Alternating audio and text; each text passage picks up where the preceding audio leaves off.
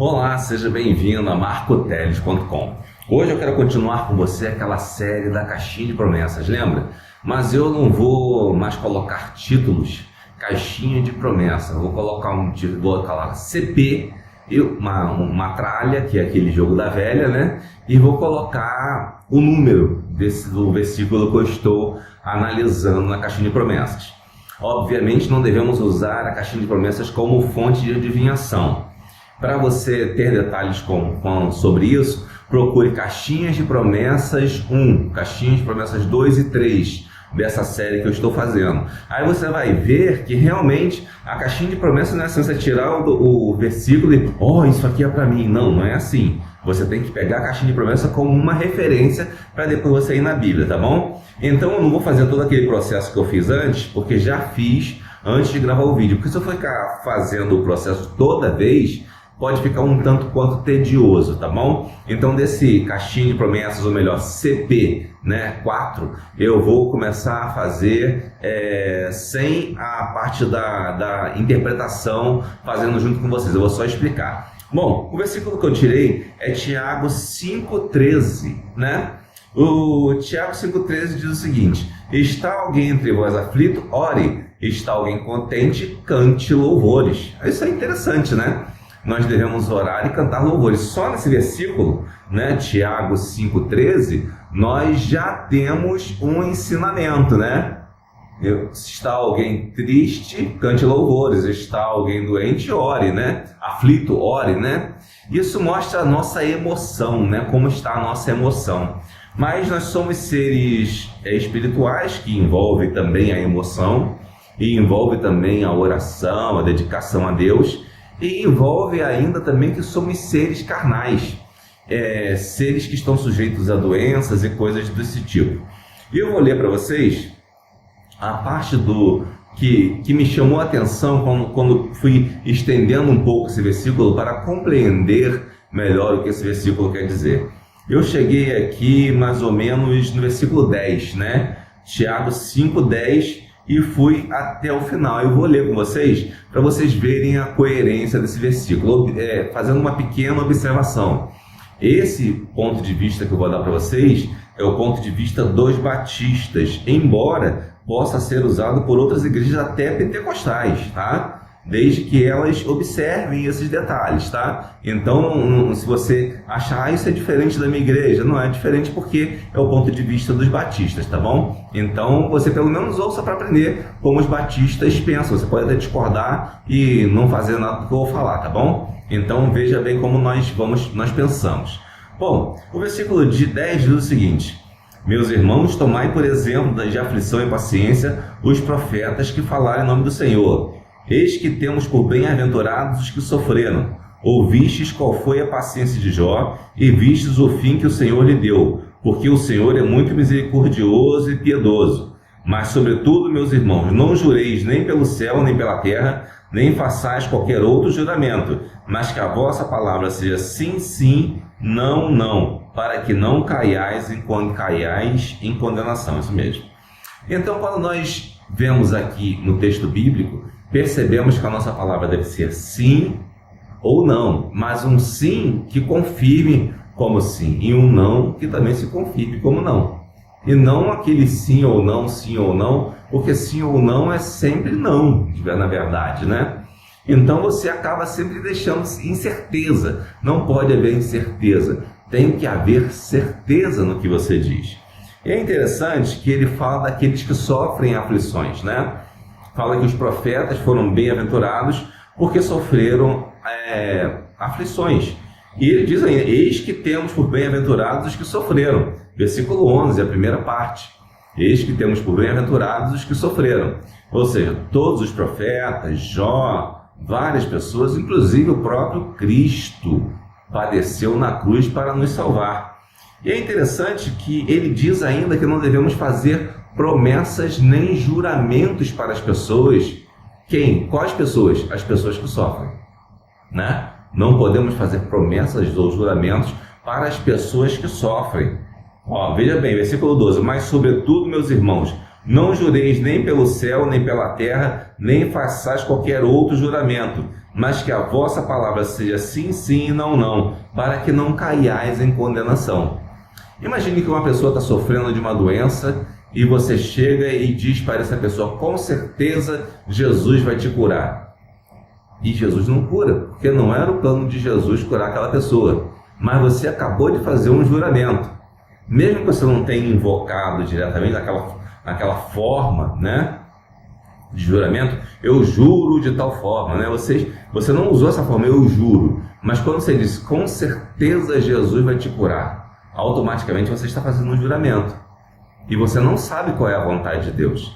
Ele pode curar ou não, né? E é interessante isso. Quando encontramos com uma pessoa doente ou aflita, né? Seja aflita emocionalmente, aflita espiritualmente ou aflita na carne, devemos tomar cuidado para não fazer juramentos que não temos certeza se são a vontade de Deus. Devemos tomar cuidado com isso. E é muito comum entre os evangélicos, né, especialmente os evangélicos de orientação mais popular, né, que às vezes não fazem muita diferença entre algumas coisas. Tem uma educação mais simples, né, e na simplicidade acaba se errando um pouco. Então eu aconselho que tomemos cuidado com a nossa simplicidade, porque nós devemos ser simples como as pombas, mas prudentes como a serpente.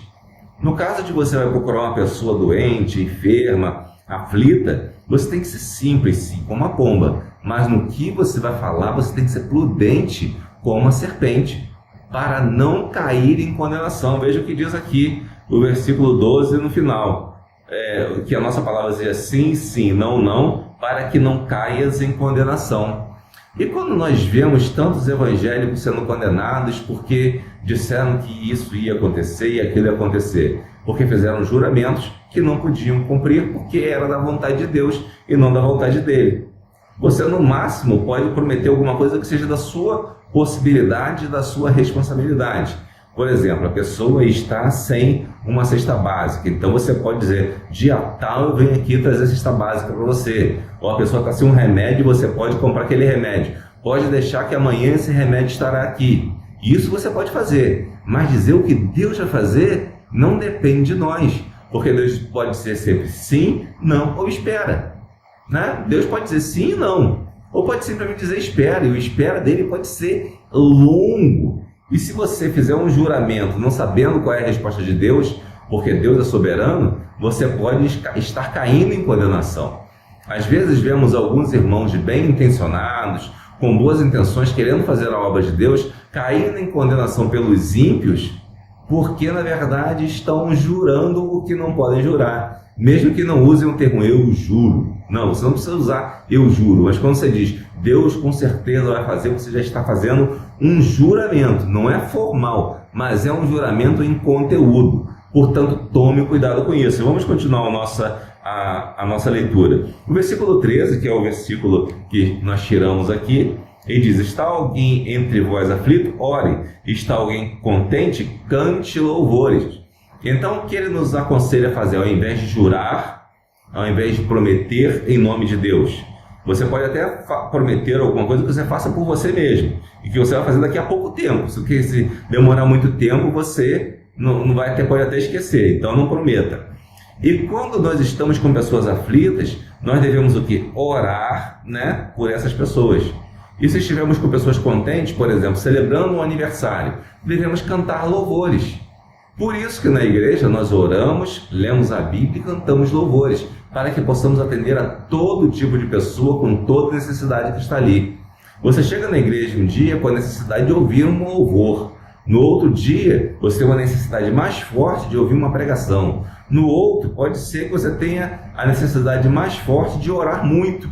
E vários dias você pode ter a necessidade dos três, entendeu? Por isso que são feitos três, mas não para nós, para Deus. Mas você tem uma necessidade disso também, especialmente de oração, louvor e palavra. E a palavra não pode ser um juramento, não prometa, porque só quem pode cumprir e quem sabe o que vai cumprir é o próprio Deus.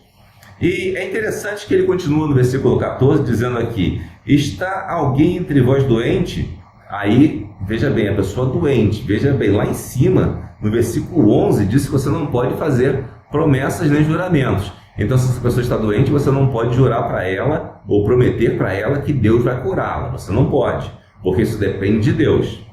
Esse aqui é um ponto um tanto quanto polêmico, por isso eu peço que você preste atenção.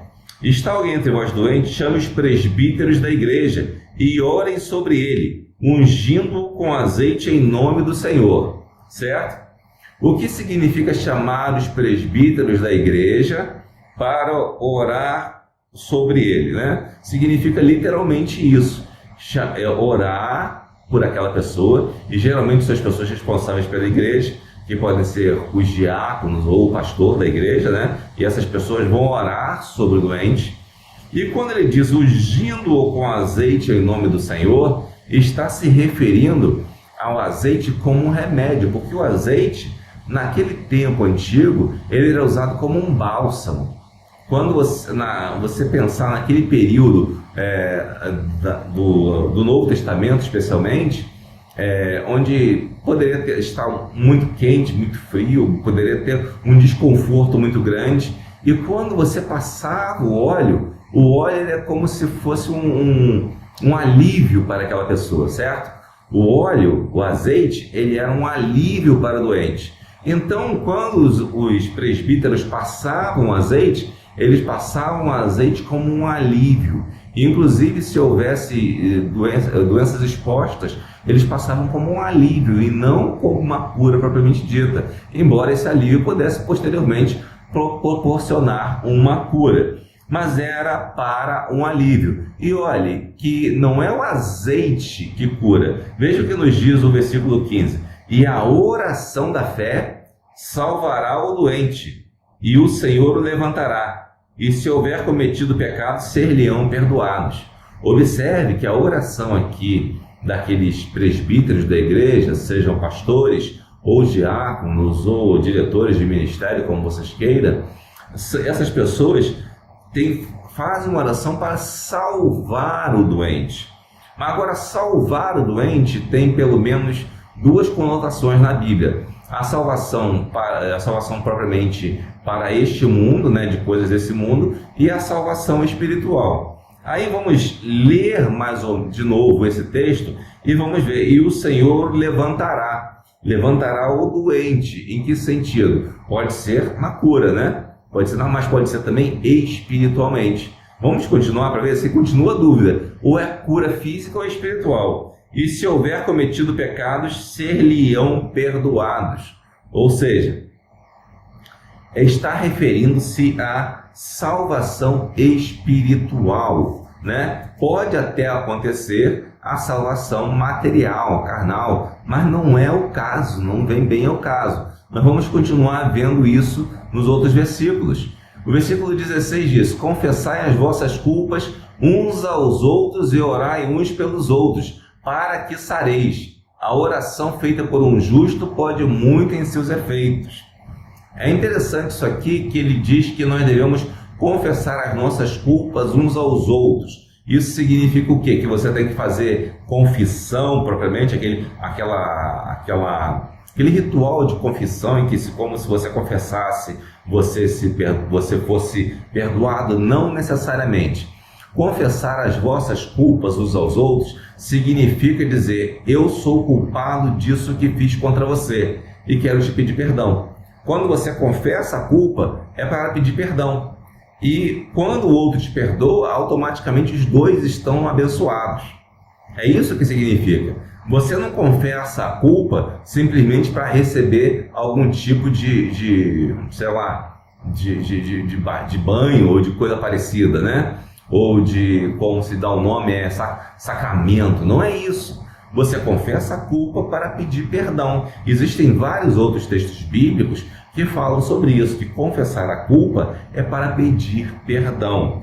Então, quando você confessa a culpa, pede perdão e ora junto com o seu irmão, né, vocês vão sarar, mas vão sarar do espírito.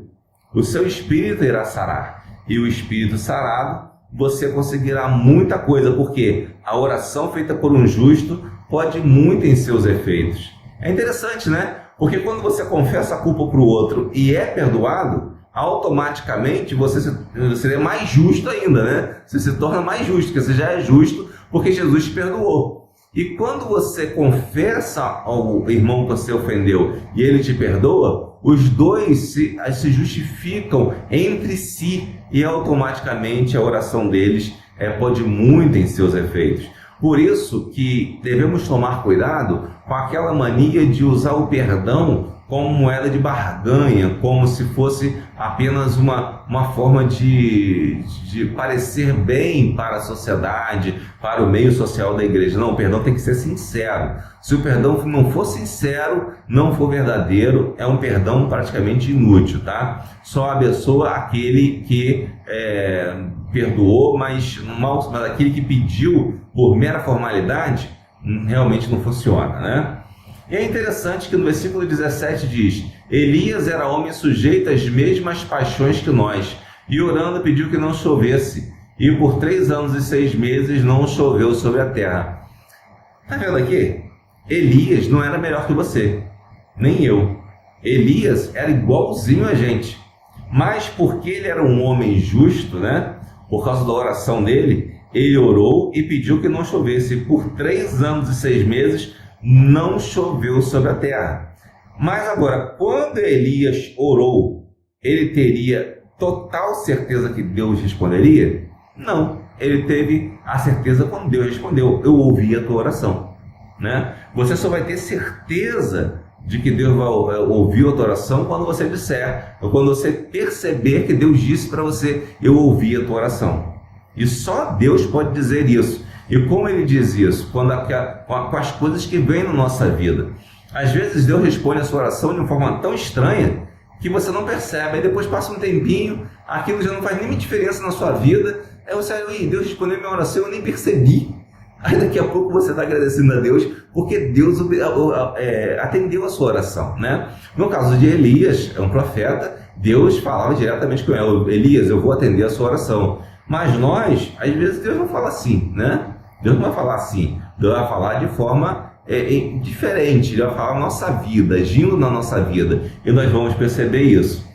E orou outra vez, e o céu deu chuva e a terra produziu o seu fruto. Ou seja, Elias orou outra vez e choveu. Ou seja, a oração do justo pode muito, mas desde que o justo espere o que Deus vai dizer.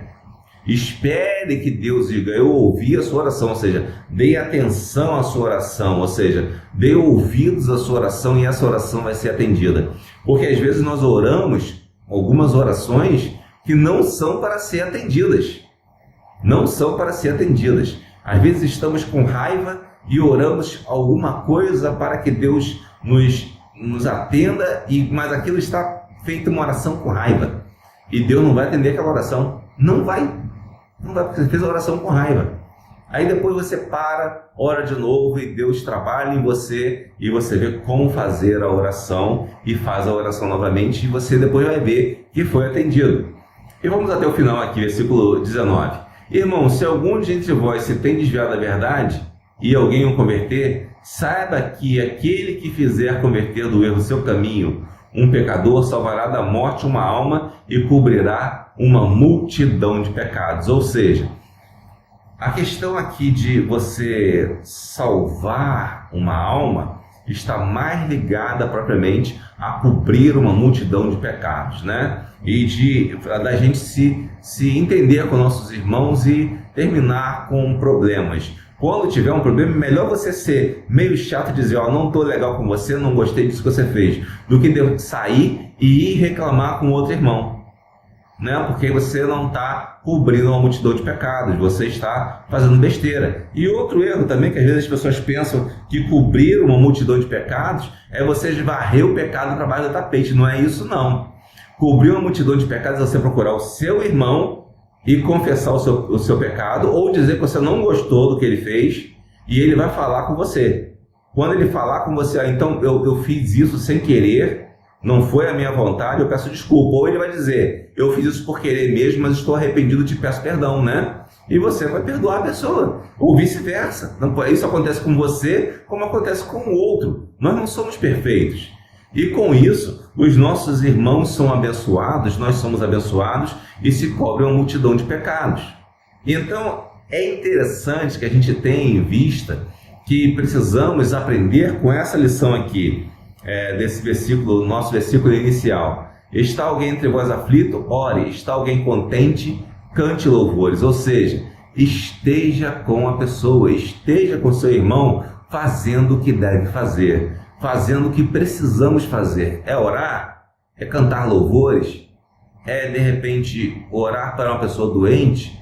Não sei, você não sabe, mas Deus vai mostrar para você a hora certa. E mais importante do que isso, pensar na salvação daquela pessoa e pensar na sua comunhão de salvo com os seus irmãos também. Isso que é importante, isso que a Bíblia nos ensina. Como você pode ver, a caixinha de promessas tem muito mais a nos dizer do que simplesmente este versículo tem a dizer. E se você pegar a caixinha de promessa e usar corretamente, olha o versículo para você dar uma olhada aí, se você usar corretamente, você realmente vai aprender muito mais do que simplesmente tirar o versículo e dizer: meu Deus, o Senhor falou meu coração, agora eu estou satisfeito. Não é assim, porque todos os versículos da caixinha de promessa geralmente são bons, né? Então você vai tirar sempre um versículo bom. Se você fizer isso, você vai estar fazendo como os ímpios que fazem adivinhações com alguns tipos de produtos, digamos assim. Então não faça isso. Use a caixinha de promessas corretamente. Volto a repetir. Se você não sabe usar a caixinha de promessas, não sabe como eu cheguei a esse pensamento aqui de hoje, leia a caixinha de promessas 1 e 2 do meu canal. Você vai entender 1, 2 e 3. Aí você assista, melhor dizendo, eu falei leia, né? Assista Caixinha de Promessas 1, 2 e 3. Ali você vai ver como a gente faz para poder entender o que aquele texto bíblico que vem aqui num pedacinho de papel está querendo dizer em sua plenitude. Que Deus o abençoe rica e abundantemente.